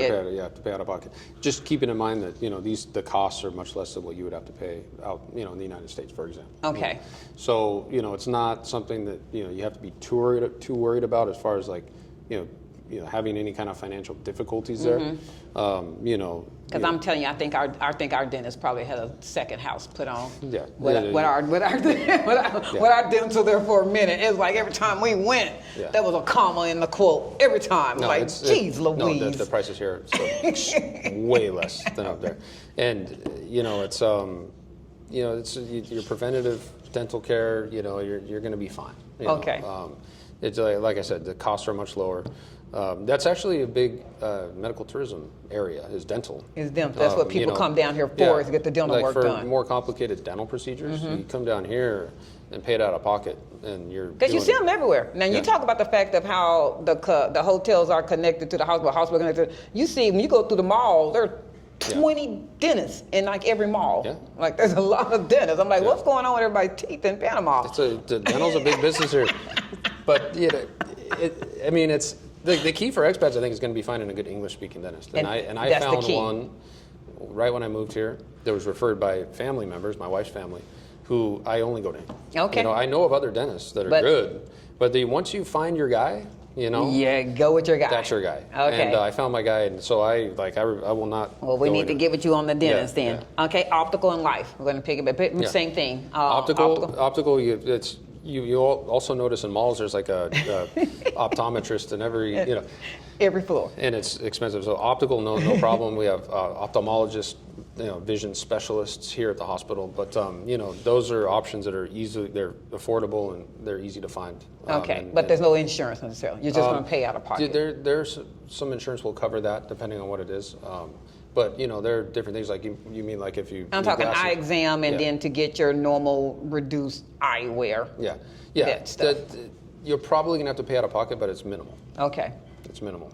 Okay. Yeah, compared to what you're probably used to. Meaning the eye exam, or to get their prescription. The full okay. thing. Yeah. And life insurance, that's another one. Life insurance is not so much my area, but I do have another broker. Like the same broker that I referred to for health insurance would also be able to help with life. Okay. Yeah, and there are other, there are a lot of other reputable insurance professionals that can help with that. Okay. So, I refer the ones that I know, that I've had personal experiences with, and that other people that I've sent have had, and so that's one thing you can always count with me, and I'm very careful about who I mention and refer. Okay.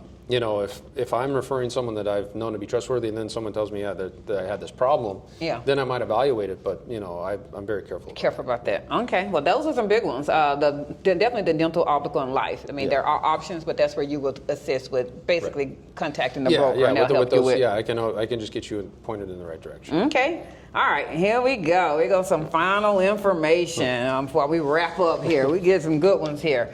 What are the top 3 mistakes expats make with healthcare when they move to Panama, Mike? Well, top 3. I mean, I think that goes back to not being prepared. Not being prepared. Yeah. So just, number 1 mistake, move down here and then start trying to figure it out, Hey, dude, find me a doctor. Yeah. It's funny. I think that kind of like covers the whole. I mean, what other mistakes could you make? I mean, when you're looking for referrals, make sure that they're trusted. Okay. The Facebook groups are really good in that sense, where you're you're hearing from people that have experience. Okay. Right. You know, it's not just you know, oh yeah, some guys mentioned this doctor. Make sure like I think the groups are valuable in that sense. Like people that have lived here that have used these, if multiple people can, you know, and especially if other people start chiming in, like, oh yeah, I used him and he was good. Yeah. Well, that's a pretty good sign that, you know, they might be on the up and that's going to up. be a good option. Okay. You know, if it were the other way around, that's someone you know, understand. like, you know, but you know, being that this is a new country and you're trying to get your bearings, and, I think it's super important that you know, really take positive referrals seriously. Make sure they're coming from a good source. Make sure that these groups that you're in are legitimate. Legitimate. Yeah, I understand. I do. And there are certain groups that are better than others. So Yeah. you know, it's but I think that's key. Okay. But I think, you know, if you keep that in mind, I think you'll be pointed in the right direction, and you'll have minimum problems with, you know, the medical professionals that you get connected Right. with. I know what you're saying. Now, take heed when somebody's giving you any reference. I mean, that's everybody. You still need to do your due diligence as far as You need to the due diligence is key, and that's all part of the planning ahead. Yes. So I mean, I think, you know, everyone out there, you're going to be, you know, if you want, we all moved to Panama to live the good life. Right? The good life. I mean, this is why we're here. We all want to live the good life, and Yeah. it's a good quality of life.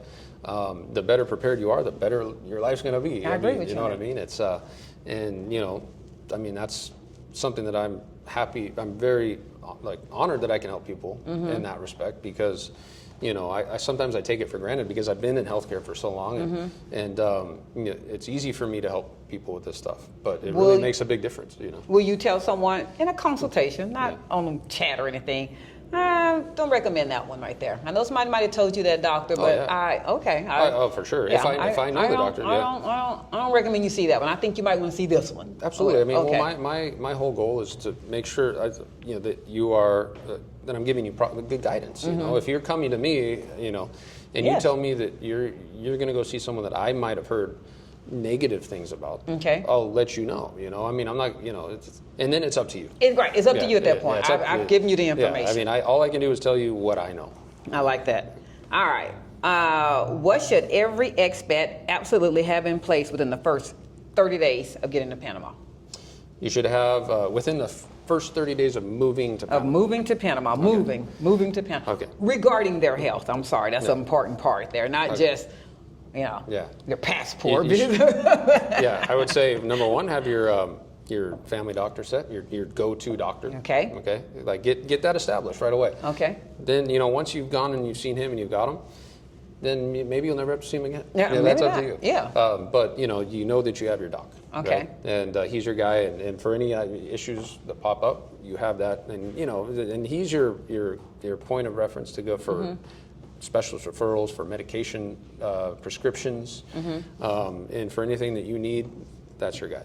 Had somebody ask, is it possible, they realize that they're in a Spanish-speaking country, but the one issue that they have found already is that prescriptions are in Spanish. And they really didn't know whether they was saying once a day, once every 8 hours. I mean, they've like, is there an option to ask the pharmacist to get your prescription in English? That's a good question. Okay, I'm sorry to to stump you with that one. I'm sorry. I think, let me double check with the pharmacy if they do those in English. But I've had a lot of people just say, hey, like, what does it say? Mike, what does it say? Every what? Like, what does this mean? And so, you know, it's typically, you know, I'm not too worried about helping with that translation. Because, you know, I mean, I speak fluent Spanish, but, you know, and also another thing to keep in mind, like now we have Google Translate. You do have Google Translate. And ChatGPT. I think they were sitting there going with the fact that I think there's some people that are coming that are maybe going to be taking multiple medicines. Yeah. And I think to make sure that mom or dad or whatever are taking the correct medicine at the correct time. I can understand that. I mean, that's great for all of us that's taking one pill a day. I get that. But I think there are some people that really have some concerns with that. They take multiple pills. And I can understand. Like, okay, well, this is supposed to be once a day. Once a week, I don't know, but I get it. I was like, you know what, I don't know, but I'll make sure I ask. I don't know, can you? But the first thing that really popped in my mind was, can't you just use Google Translate? But no, it's a totally valid concern. And like Google Translate works. And now even with ChatGPT, like you can put it in there So with those sources, like if you put like word for word what it says, it'll pretty much tell you. Yeah, I mean it's hard to go wrong there. But okay. Any doubts, you can send me a screenshot. I can verify Mike, what's that. it say? Yeah, I mean, and usually they're pretty straightforward, and it's almost like the instructions are almost. Because there are a lot of words that are similar. There are. You can be. So you can almost, without even speaking Spanish, kind of know what it's saying. But okay. Obviously, you don't want to have any doubts. Yeah, you don't want to take the wrong thing. I'm not saying, just like go with whatever you think it says. Like definitely double check that. All right, here we're gonna close it out with this one. What's your number one piece of advice for people moving to Panama who are worried about staying healthy and protected while they're here? Well, I would say, live a healthy lifestyle, which is one of the great things about Panama. It is. We've got healthy food or healthier. I mean, I've noticed it when I moved here. Like, I feel like the food here doesn't have all the preservatives. And I don't know. It's an overall healthy thing. It is. Stay healthy. Get out. It's warm, so you can go out in the morning and walk. Maybe a little bit harder at midday when the sun's glaring down. Well, hey, you can sweat the pounds off. Yeah, it's you can get out, meet people. One of the issues that is not always addressed is like mental health. Physical health is one thing. Getting out, being active, exercise. But a lot of expats move here and they go through a culture shock. Yes. And I think I can almost guarantee that every expat goes through some level of culture shock. I did too. Where you start questioning why you moved here. Because it's just a different world. So get out, meet friends.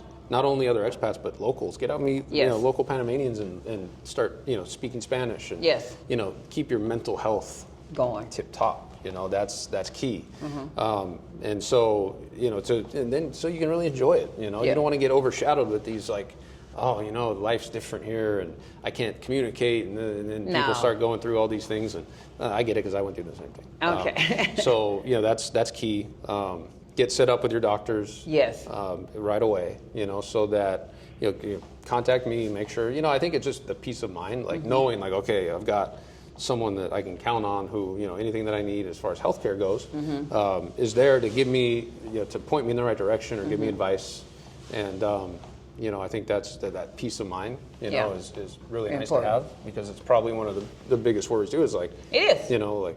You're moving down here to another country. You don't know what's going to happen. I'm glad you said that. In the expat community, I don't know if it's made its way to you, but there was a recent passing of someone in the expat community in the last couple of days. And it's not just that particular person. I mean, people pass. I mean, it's just how it is. This is a really good question to ask as far as Pacifica Salud. When you do your paperwork, as far as registering here, I'm assuming only that there's like an emergency next of kin, an emergency contact, that if you make it to the hospital, and the kids make it to the hospital, that they will have a record of contact, a point of contact for you, whether that's someone in the United States or just wherever you need them to be, wherever home is. Absolutely. Can you expand on that? Yeah, and that's, I was meaning to mention that, so I'm glad we hit that at the end here. So yes, when you get to the hospital, you'll provide all of that information. One thing that we do offer is pre-registration, and this is for your benefits, like if you have military benefits or Medicare Advantage. You can pre-register with the hospital. So what that does is we get your information so that if you do arrive at ER, you're already in the system, and what it minimizes, the time for you to get in. If it's urgent, you need to get in. Right. And any delay, we want to minimize the time you're sitting there filling out forms. Right? Okay. So we offer pre-registration. I'll give you the information to do that. It's super easy. You just by email. We need a few things for Medicare Advantage. Just a copy of the front and back of your Medicare card. Okay. A copy of your passport. Okay. And the U.S. mailing address used to enroll in the plan. Okay. Those are the 3 items that we need to get you, because what the first step is verifying that you have active coverage. Okay. Right. And so once we have that verified, you're in the system. And if you, God forbid, show up at the ER, we hope we never see you. Right. But if you do, then you're there, and we verified your coverage. And so it's a big deal, and you don't have to come to the hospital to do that. I think there was the misunderstanding that like you had to come to the hospital to pre-register. Okay. You never have to show up. This all can be done online. Online, and that's what Medicare. But then what about with private health or any of those other things? Same thing. Same thing. Same thing. And then, not being morbid, but it's the truth. Okay, so you make it to the hospital, but you unfortunately pass. Is that same registration, that form has an emergency contact? Yeah. So if you get into the hospital, there's information that someone's gonna have to fill out, and that's going to be part of the pre-registration. Right now for Medicare, it's just the information that we ask for is so that we can verify your active coverage and minimize wait time. Right? Okay.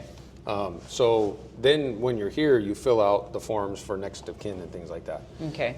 So, one thing that I've been wanting to implement into the pre-registration is just an additional form. That has that. And I did hear about the gentleman that passed away. And so I know there was, he didn't make it to a hospital, I don't think, in that case. I don't think so, but I don't know too much about it. But I just know he passed away, and my condolences to his family for whomever that is. But my concern with that is, it would be great if there was a registering somewhere other than expat communities. Great for expat communities, but those could go away any day. I mean, we love our fans and everybody, but Cedric and I don't want anybody's paperwork. I mean, as far as contact my family, something could happen to us.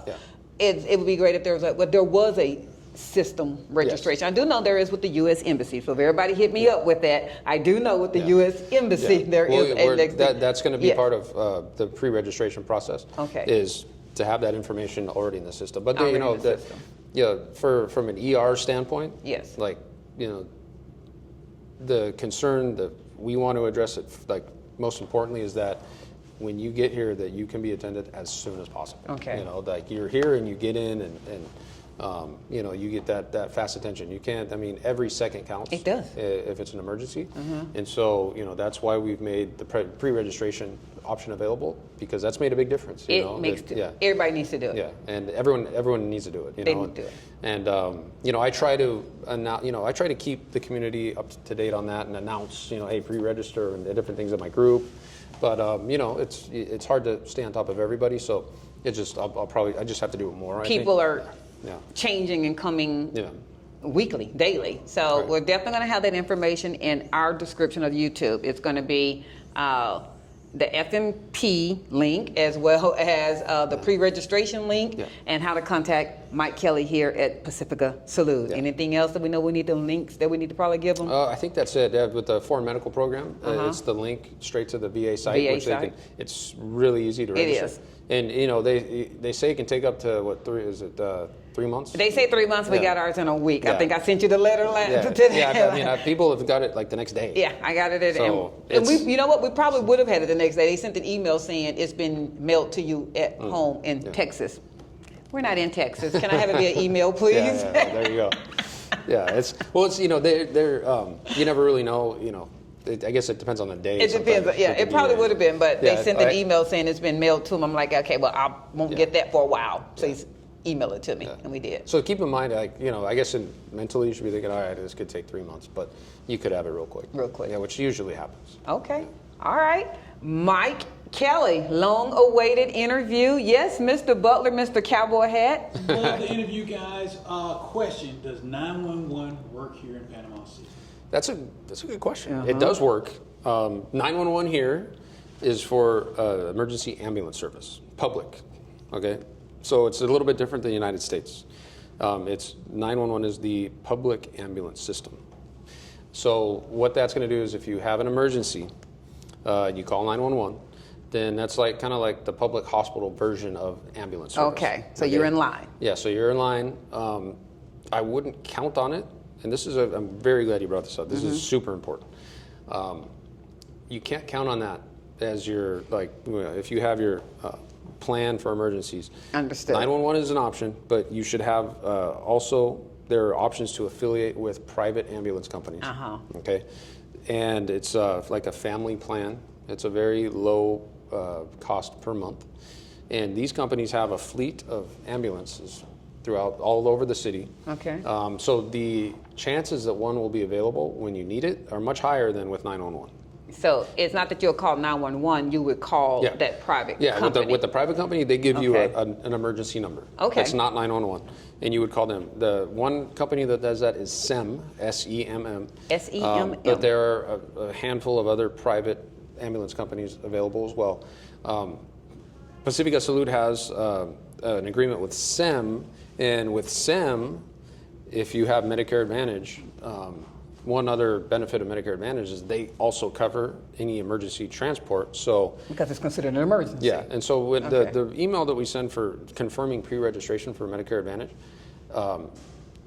adds that detail. If anyone out there has seen it, it says in the event that you need an ambulance, you could call 911, which is the public service, or you can call SEM, which is private. Okay. And if you have Medicare Advantage, then you won't have to pay that because that's going to be covered. Okay. But if you don't have Medicare Advantage and you want to have a private ambulance service, it's highly recommended. And like I said, it's like a family plan. It's a low cost per month. So do we need to contact You would need to SIM contact- and register? That's yeah. not something when we do the pre-registration with Pacifica Salud that carries over to the No. That would be directly with SEM. Okay. Yeah, that would be if you wanted to get onto their plan. SEM, another one's called BVA. There are a few, but There are a SEM few. is probably the most well-known, and I think they're very good. Okay. They're very reliable. Well, we'll be doing that. Getting registered with SIM. That's a must. SEMM. I'm putting that one in there. We're going to need that link as well. And then I'm assuming you said there's a policy, there's a plan. So whether It's you a pay plan, for the yeah. year, the month, or whatever. Yeah. And they have actually some other benefits, like they might provide like a certain amount of doctor visits at home. Like telemed type Yeah, like thing. Well, not even telemed, telemed, yeah. really home health. That's Yeah, like not home really health, like, yeah. you know, there's certain amounts of, like, certain benefits that they include, like, as an added value.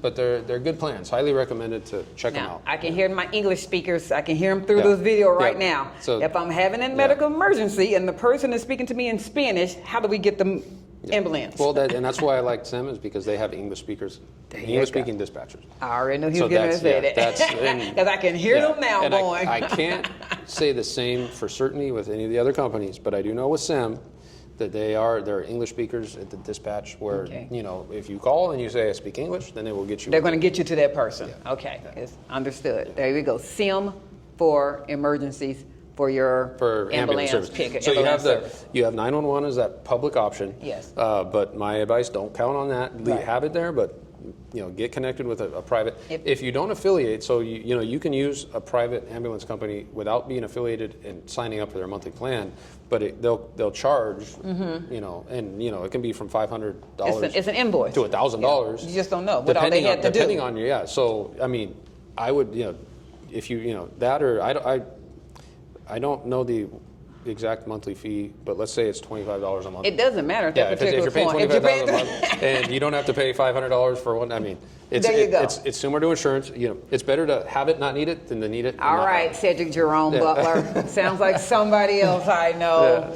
Yeah. That's his dad said that all his life. It's so true about insurance, but you know, this is necessary. You know, I mean, you hate paying it, but then when you need it, you're like, oh my god. I got it. You got to have it. I got to have it. All right. You have another question there? You had a good one there, huh? Yeah. You're all good. Yeah, no, that was. I'm glad you caught that. That was. All that right, was so again, Mike Kelly, Pacifica Salud, the exact title, I'm going to get this, International Client Relations Manager. There you go. So it's a fancy title, but I manage all health services for our international patients. International patients, everything, he's your one stop. I hate saying that, but when it comes to health, he can at least direct you to where you need to go. If it's not something that he handles directly, he can assist you. His contact information is going to be going across here. It's going to be easy that way, and it'll also be in the description of the video. So until next time, you ready, Dub? You got to come on around here. Come on around here. He's coming. He's been in video today. Like, share, follow, comment. Subscribe. And with that, we're out. Thanks, Mike.